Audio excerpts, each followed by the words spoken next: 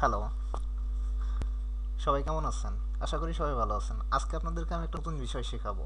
সেটা হচ্ছে আপনার উইন্ডোজের সিস্টেম ইনফরমেশন কিভাবে আপনি বের করবেন। আশা করি এটা আপনাদের অনেকের কাজে লাগবে। প্রথমে আপনি আপনার স্টার্ট মেনুতে ক্লিক করেন। করার পরে এখানে দেখেন সার্চ বার আছে। সার্চ বারে লিখেন সিএমডি সিএমডি লেখার পর এন্টার দেন। এখানে আপনার কমান্ড মোড টেবিলটিও পাবেন। এখানে লিখেন আপনি SYSTEMINFO সিস্টেম ইনফো লেখার পরে এন্টার বাটনে চাপ দেন।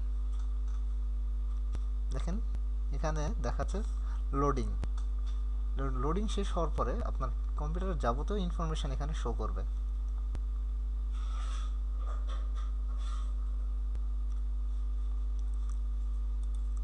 আমি আমার কম্পিউটারের সিস্টেম ইনফরমেশনগুলো এখানে ডিটেলস পেয়েছি।